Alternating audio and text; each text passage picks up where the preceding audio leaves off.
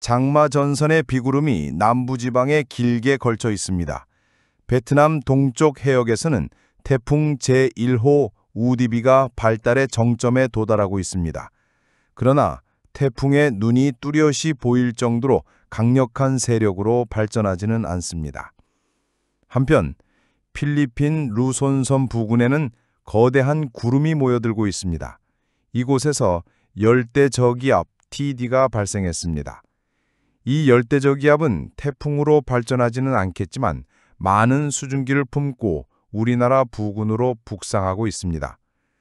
이 열대저기압과 태풍이 이번 주말과 다음 주 초 두 차례에 걸쳐 우리나라에 큰 비를 내릴 것으로 예상되고 있습니다. 6월 13일 목요일 일 최고 기온은 경기도 동두천 삼패동에서 35.5도를 기록했습니다. 올해 들어 가장 높은 기온이 아닌가 생각됩니다. 이번 주말부터 며칠간 비가 예상되고 있습니다. 비가 한 차례 내리면 기온이 다소 떨어지지 않을까 생각됩니다. 일 최저기온은 강원도 강릉 삽당열이 7.7도로 가장 낮았습니다. 최저기온이 가장 높았던 곳도 강릉으로 20.8도를 기록했습니다. 가까운 거리지만 고도 차이로 인해 기온 차이가 크게 났습니다. 일교차는 경기도 광주 퇴촌면이 21.8도로 가장 컸습니다. 이날 퇴촌면의 최고 기온은 34.9도, 최저 기온은 13.1도를 기록했습니다. 기상청 특보 발효 현황을 보겠습니다. 6월 13일 금요일 오전 6시 기준입니다.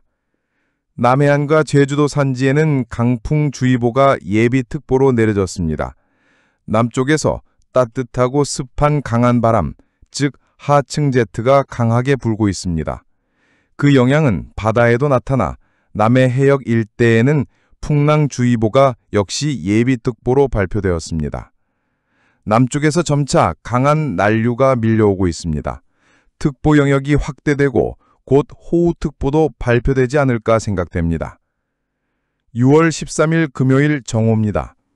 태풍 제1호 우디비는 중국 남부 하이난섬 부근에 위치하고 있습니다. 현재 태풍은 발달의 정점에 도달한 상태입니다. 그런데 대만 중심 해역에는 짙은 비구름이 걸려 있습니다. 이곳에서도 열대저기압 TD가 발생했습니다. 이 열대저기압에서 흩어진 구름이 난류가 되어 우리나라까지 확산되고 있습니다. 바람의 상황을 보겠습니다. 태풍 주변에는 강한 바람이 불고 있습니다. 태풍 중심 부근을 살펴보니 초속 25m의 바람이 관측됩니다. 이는 기상청 기준으로 강도 2에 해당하며 현재가 태풍의 전성기입니다. 한편 대만 부근의 바람은 초속 22m로 측정됩니다. 이 지역에서도 태풍급 강풍인 하층 제트가 불고 있습니다. 이 강한 하층 제트가 열대저기압의 난류를 빠르게 우리나라까지 운반하고 있습니다. 6월 14일 토요일입니다. 열대저기압의 잔재가 우리나라 남쪽에 걸려있던 장마전선에 흡수되고 있습니다. 이제 막 제주도부터 장마가 시작되었는데 장마전선이 갑자기 북상하며 마치 장마 말기와 같은 폭우가 쏟아지고 있습니다. 미국 GFS와 독일 아이콘 모델을 함께 살펴보겠습니다. 예보 시점이 가까워졌지만 강수 지역이 완전히 일치하지는 않습니다. 미국 모델은 대체로 남부지방을 중심으로 강한 강수대가 형성될 것으로 예측하고 있습니다. 독일 모델 역시 미국과 마찬가지로 남부지방에 강한 강수대가 걸릴 것으로 보고 있습니다. 열대저기압과 장마전선이 합쳐지면 강수 지역의 예측이 더욱 어려워질 수 있습니다. 서로가 서로에게 영향을 주며 복잡한 기상현상을 만들어내기 때문입니다. 멀리 남쪽 해상에서 발생한 열대저기압이 마치 하늘을 가로지르는 강줄기처럼 거대한 수증기 덩어리를 머금고 우리나라를 향해 천천히, 그러나 확실하게 다가오고 있습니다. 마치 남극의 바다에서 길게 뻗어나온 수증기의 도로를 따라 북상하듯 이 열대저기압은 상층의 바람을 타고 한반도를 향해 수천 킬로미터를 이동해왔습니다. 태풍 제1호 우디보다도 이 열대저기압이 몰고 오는 비의 양이 훨씬 더 많지 않을까 하는 우려가 제기되고 있습니다. 일반적인 태풍보다 더 넓은 범위에 더 오랜 시간 영향을 줄 수 있기 때문입니다. 그런데 놀랍게도 이번 열대 저기압은 사실 태풍이 될 뻔했던 존재였습니다.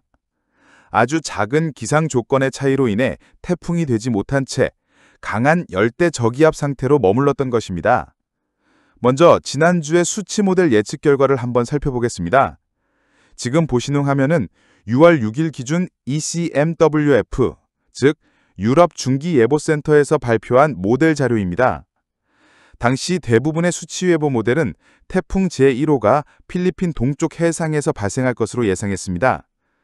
해수면 온도도 충분히 높았고 대기 상층의 조건도 발달하기에 적절했기 때문입니다. 그러나 실제로 열대 저기압이 발생한 위치는 예측과 조금 달랐습니다. 이곳, 바로 현재 열대 저기압이 위치한 자리입니다. 원래 태풍으로 발달할 것이라 예상되었던 열대 요란이 정작 태풍이 되지 않고 대신 방향을 북쪽으로 틀어 대만 동쪽 해상을 빠르게 통과하며 동중북해를 지나 제주도 남쪽 해역까지 곧장 올라왔습니다. 이 열대 저기압의 북상 경로는 실제로 당시 모델들이 예상했던 태풍 경로와 거의 흡사합니다. 그만큼 태풍과 열대 저기압 사이의 경계가 얼마나 미묘한지를 보여주는 사례입니다. 특히 이번 열대 저기압은 정체되어 있던 장마전선을 강하게 밀어 올리면서 남쪽에서 올라온 수증기와 만나 우리나라 전역에 걸쳐 많은 비를 뿌릴 것으로 예상됐습니다. 제주도 남쪽 해상에 길게 걸쳐 있던 장마전선이 북쪽으로 끌어올려지면서 남부지방부터 중부 내륙에 이르기까지 광범위한 지역에 집중호우가 발생했습니다. 이 열대 저기압의 경로와 영향은 당시 태풍으로 예상됐던 상황과 거의 일치하지만 정작 실제 태풍이 발생한 곳은 베트남 동쪽 해역이었습니다. 반면 필리핀 동쪽 해역에서는 태풍이 생성되지 않았습니다.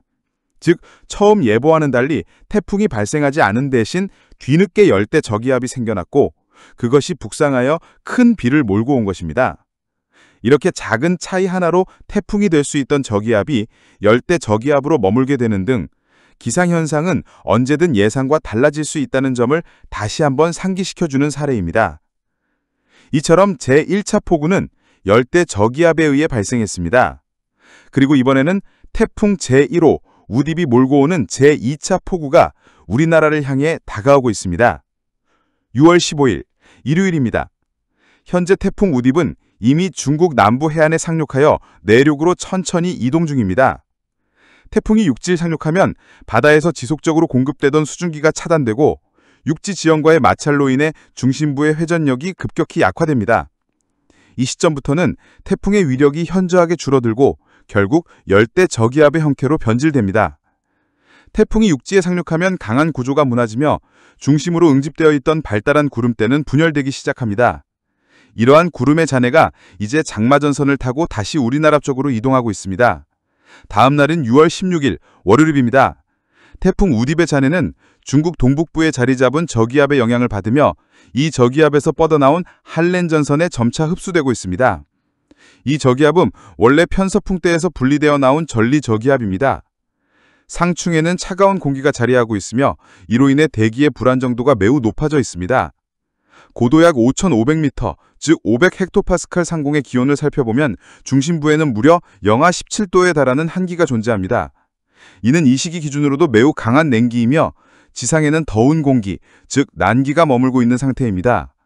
이렇게 상층에는 차가운 공기, 하층에는 따뜻한 공기가 공존하면 대기가 수직으로 심하게 요동치는 매우 불안정한 상태가 됩니다. 전리 저기압은 원래 전선을 동반하지 않지만 이번에는 전선이 형성되었다는 점에서 전리 저기압의 성격이 변하여 온대 저기압의 특성을 띠게 된 것입니다. 이렇게 형성된 한렌 전선에 태풍의 구름 잔해가 흡수되면서 더한 많은 수증기와 에너지가 공급됩니다. 이 한렌 전선은 서쪽에서 동쪽으로 빠르게 이동하면서 우리나라 전역을 휩쓸게 됩니다. 그리고 이 과정에서 또 한 차례 강력한 비를 퍼붓습니다. 앞서 열대 저기압에 의해 첫 번째 큰 비가 내렸다면 이번에는 태풍의 잔해가 원인이 되어 제2차 폭우가 발생하는 셈입니다. 이번 주말과 다음 주 초 우리나라에는 열대 저기압과 태풍이라는 두 개의 강력한 열대성 기압계의 영향을 받아 두 차례에 걸친 집중호우가 연이어 발생하게 되는 것입니다. 하늘에서 내리는 비는 같지만 그 비가 만들어진 과정과 여정은 서로 다릅니다. 멀리 남쪽 바다에서 형성된 열대요란들이 수천 킬로미터를 거슬러 올라와 우리나라까지 영향을 미치고 있다는 사실은 지구 대기의 연결성과 기후 시스템의 복잡성을 여실히 보여주고 있습니다. 이제 우리는 비 한 방울 속에도 남쪽 바다의 숨결이 담겨 있다는 것을 기억해야 합니다.